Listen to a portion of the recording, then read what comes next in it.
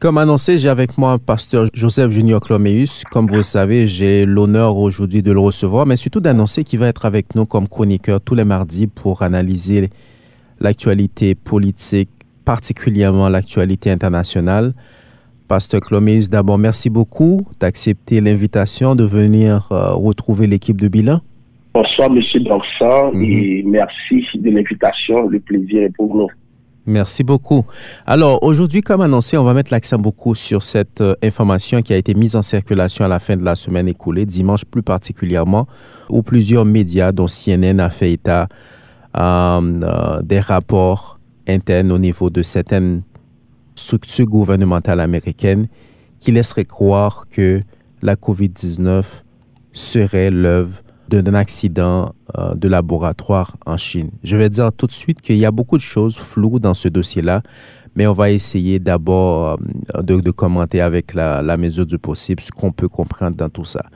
Pasteur Cloméus, comment est-ce que vous avez vu ou compris cette nouvelle affirmation? J'aimerais dire que l'information ne me surprend pas.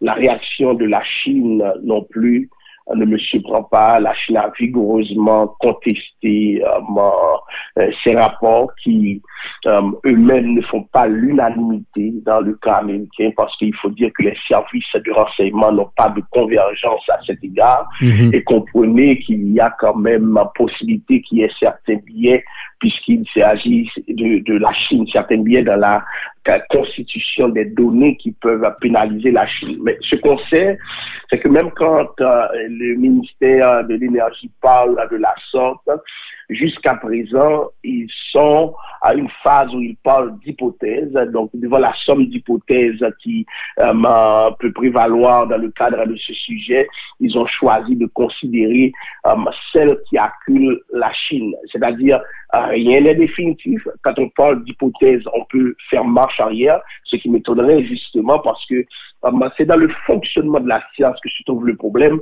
La science n'est pas déconnectée des valeurs. Et la science aussi peut être instrumentalisée par la politique, comme la politique peut instrumentaliser la science. Donc, tout est question de vérité, où se situe la vérité. La Chine a intérêt, je dis bien, a intérêt à nier, puisqu'il va de son image, de sa réputation, et puisqu'il y a près de 7 millions de personnes affectées, puisque les pertes économiques sont énormes.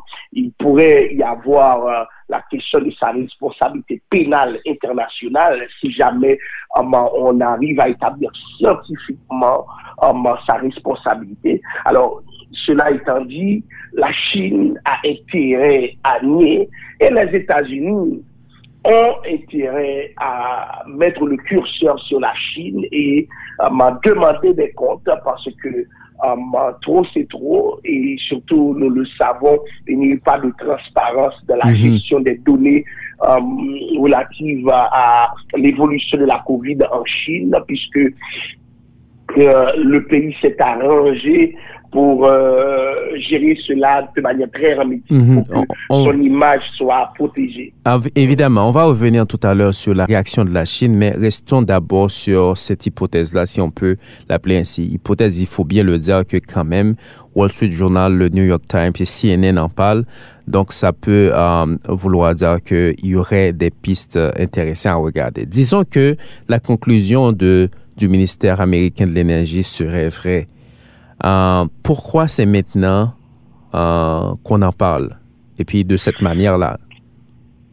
Alors, premièrement, on ne pourrait pas trop en parler avant parce qu'il fallait que la Chine ouvre ses portes pour que certains chercheurs puissent rentrer en dialogue avec leurs propres chercheurs. Il a fallu justement cette ouverture sans laquelle les données sur lesquelles le ministère s'établirait ne seraient pas crédibles. Maintenant, il y a un temps aussi pour aller privilégier certaines hypothèses. C'est dans le cadre même du fonctionnement de la science.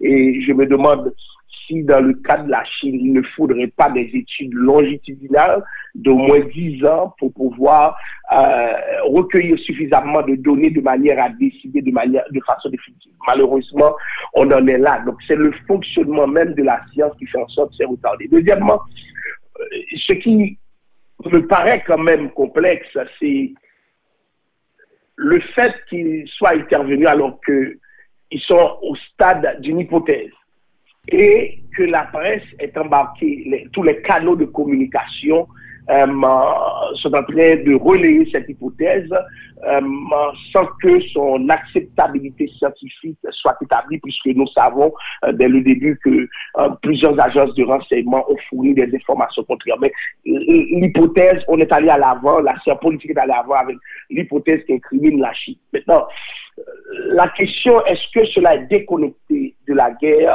en Ukraine où la Chine semble ne pas avoir d'assez d'occupation et se fouiner dans ce que les Occidentaux sont en train de régler avec la Russie. Donc, on commence à mettre le curseur sur la Chine pour l'occuper un peu et le déconnecter du contexte de la guerre et de manière à ce que la Chine sache que ça peut devenir pire. Parce que, en fait, tenez-vous bien, ce n'est pas la science qui décidera.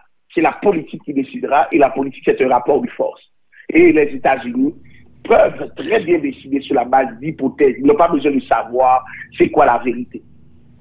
Donc, si tel est le cas, c'est la vérité politique qui comptera et non la vérité scientifique. Ça, c'est quelque chose de très grave qu'on est en train de dire. Si c'est vrai que même si on arriverait à confirmer ça et que c'est la politique qui primerait, ça aurait été quelque chose d'une grande complexité. Mais comme vous l'avez dit tout à l'heure, on va être clair. Pour le ministère américain de l'Énergie, ils estiment que désormais que l'accident, ça vient d'un laboratoire en Chine. On l'a dit, on le répète, on fait exprès de le répéter parce que il y a d'autres agences qui, eux, croient que c'est important de regarder encore en profondeur cette hypothèse. Maintenant, quand CNN Times et ces journaux-là en parlent, ben on sait on sait bien comment ça marche. Donc, ils vont trouver des moyens de trouver ces informations-là pour les mettre dehors. Est-ce qu'il y a un lien avec les derniers, je ne veux pas dire les derniers problèmes, il faut l'appeler comme ça, les dernières chicanes entre la Chine, les ballons qui ont été lancés, la position de la Chine maintenant, justement, il y a moins d'une semaine par rapport à la crise en Ukraine. Est-ce qu'il aurait raison de faire un lien entre la sortie de cette hypothèse-là? D'ailleurs, on ne va pas l'appeler hypothèse pour le ministère américain parce que pour eux, ils estiment que c'est ça, même si pour d'autres structures gouvernementales, c'est une hypothèse à vérifier, il n'y a pas assez d'éléments. Est-ce qu'il faudrait faire un lien entre les dernières sorties, la position de la Chine par rapport à la Russie ces derniers temps, les accidents, l'affaire des ballons avec tout ça? C'est aussi ça la question à se poser. Pourquoi c'est maintenant les Times, Wall Street Journal, les New York Times, CNN en parlent? Pour moi-même, tout ce qui peut contribuer à incriminer la Chine, ne serait-ce que de manière politique, ne peut être considéré que comme une manne pour les États-Unis, étant donné que la Chine n'est pas un acteur, je dirais, honnête. Je ne sais pas si les Occidentaux sont plus honnêtes. Donc évidemment, quand nous contextualisons la réalité de cette position du ministère de l'Énergie par rapport à ce qui s'est passé avec les ballons, qu'est-ce qui s'est passé avec la position plus nette de la Chine devant la crise ukrainienne, je pense qu'il y a nécessité de faire des liens parce que ces éléments posent, premièrement, je dirais, un jalon pour réfléchir sur ce qui se passe sur la scène internationale, qui est en train de rythmer la scène internationale. Cependant, pour moi, personnellement, ils s'en vont quelque part. Mm-hmm. Ce qui est aujourd'hui une hypothèse sera plus tard une vision beaucoup plus nette, parce que ça va évoluer. Ce ne sera pas une réponse provisoire, mais une réponse définitive. Et vous allez voir que les agences vont avoir une convergence. OK, on va surveiller ça. Oui, il va y avoir une convergence. Peut-être comme le ballon chinois, c'est une sorte de ballon d'essai maintenant qu'on fait. Oui, pour comprendre le baromètre et évaluer les possibilités. Peut-être qu'on a déjà évalué les possibilités de responsabiliser la Chine et de voir à combien se chiffreraient les dédommagements. Et c'est normal. C'est toute l'économie mondiale qui a été mise en branle par ce virus. Oui, pasteur. On va revenir tout à l'heure sur les éventuelles conséquences si on trouverait finalement c'est vrai. D'abord, est-ce que le comportement de la Chine par rapport à la façon dont ils ont premièrement géré la COVID, la pandémie dès le début, on se rappelle bien toutes les complications que l'OMS a eues pour aller faire des investigations sur place. Même à la dernière minute, quand ça a été autorisé l'année dernière, c'était sous haute surveillance. Faut-il ne pas penser justement que la Chine aurait quelque chose à cacher par rapport à sa façon dont gérer les informations, le manque d'accès aux informations, le manque de transparence et aussi toute cette surveillance, cette supervision qu'il faut faire quand on doit donner accès à certaines installations, justement à Wuhan où le virus a été vu pour la première fois? Premièrement, c'est dans le fonctionnement normal de la Chine de limiter justement l'accès à certaines informations. Parce que à l'ère de la mondialisation, l'accessibilité de certaines informations devient un enjeu politique et qui peut menacer la stabilité même du gouvernement chinois. Sauf que pour le cas de la pandémie, excuse-moi de vous interrompre, on dirait qu'il y avait toute une urgence, une infrastructure plus robuste à mettre en place pour ne pas laisser sortir certaines informations en principe qui devaient être accessibles à tout le monde. Comment dirais-je, pourquoi ça devrait être accessible à tout le monde? Tu parles de point de vue occidental. N'oubliez pas, remarquez que la convergence qu'il y a eu sur fond d'hypothèses, je dis bien d'hypothèses, et d'une analyse qui n'est pas concluante. Donc, il y a une convergence entre les médias occidentaux à l'effet que ce qu'a dit le ministère de l'Énergie devrait être pris au sérieux. Ce que les médias ont fait, ils ont amplifié les propos des Occidentaux. Donc, c'est une manière de voir comment le pouvoir médiatique donne appui, corrobore les prétentions du pouvoir politique. Maintenant, la Chine a aussi des méthodes beaucoup plus, je dirais, strict. Beaucoup plus strictes encore, parce que nous n'allons pas ignorer le fait que les médias chinois sont carrément pris en otage. Mais ici, les médias ont un minimum de liberté, mais tenez-vous bien, à un moment donné, nous nous souvenons de l'évasion irakienne, et sur la base de certaines informations dont on ne parlait même pas sous forme d'hypothèse. À cette époque, qu'est-ce qui s'est passé? Tout le monde a cru, mais les médias ont mis la main là-dedans. Donc, on ne va pas ignorer toute cette structure de propagande qui peut être mise en place autour d'une hypothèse de manière à la rendre acceptable et sans aller jusqu'à la confirmabilité. Et je pense qu'on en est là. Cela ne m'étonne guère. Maintenant, ce que la Chine fait, ce sont les Chinois.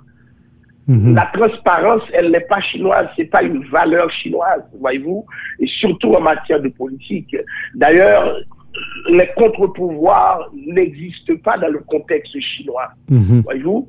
Alors, toute cette infrastructure politique autour de la question, c'est premièrement pour assurer la cohésion sociale, deuxièmement pour anticiper les enjeux qui peuvent découler d'une responsabilisation chinoise par rapport à cela. Déjà, ils ont réussi un bout puisque on parle d'expériences mal réussies, non maîtrisées et non d'une fuite intentionnelle. Déjà, ils ont réussi ce bout. Et ça, ils pourraient les incriminer autrement parce que on ne va pas se mentir. Tout le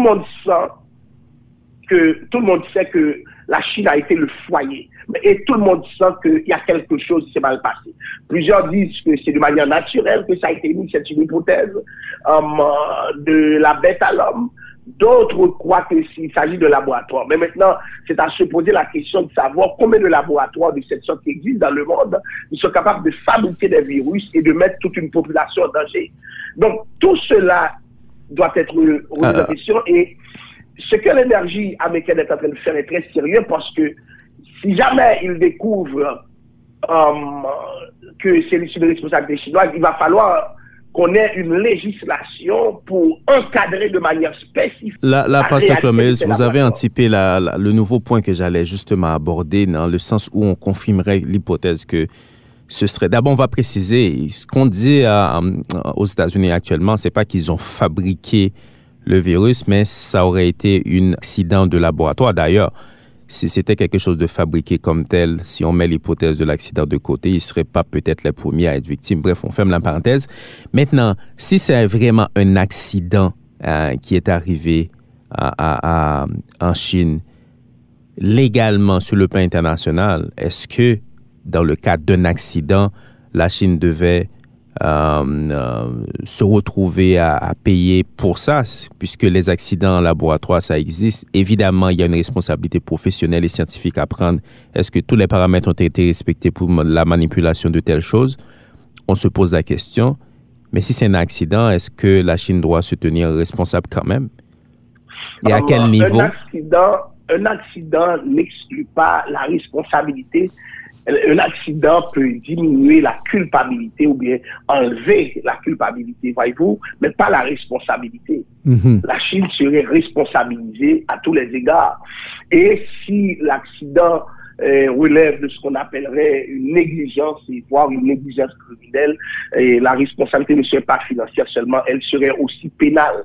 OK. Maintenant, qu'est-ce que la Chine, les Occidentaux a de tels arguments, on anticipe? Comment est-ce qu'ils peuvent contraindre la Chine? Comment ça peut s'organiser une certaine forme de mise en responsabilité? La mise en responsabilité dans le cadre d'analyse non concluante relève justement de ce que j'appellerais des négociations politiques. Et c'est comme Haïti qui prétend que la France lui doit de l'argent, mais comment faire payer un géant? Ce n'est pas un ordre politique internationale qui va lui décider.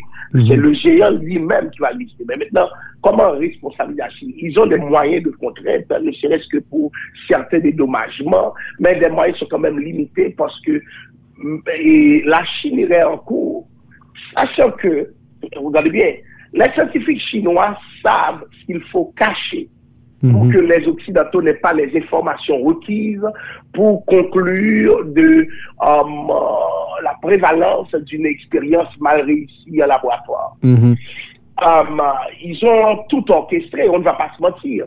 Donc maintenant, sur quelle base? C'est toujours de façon suspecte. On est suspect, voyez-vous? On sait qu'il mentent, on présume, mais ce ne sera jamais quelque chose qui va plus loin que les hypothèses, à moins qu'il y ait des possibilités de collecter des informations stratégiques. Et là, c'est à travers quel protocole? En Occident, il y a toute une éthique pour recueillir les données.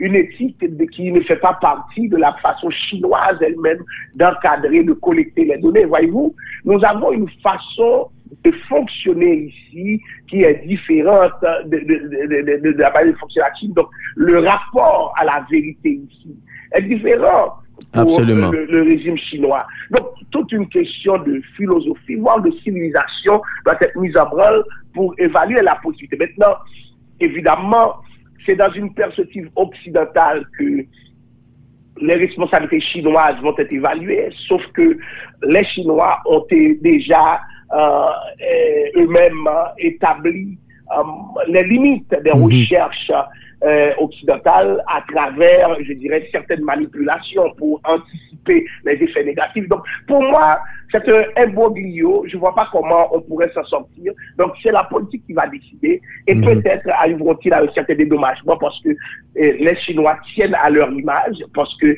une image qui nuit à leur réputation peut sérieusement endommager leur économie et avoir des effets sur l'ensemble des Chinois dans le reste du monde. On a vu comment ils ont été stigmatisés.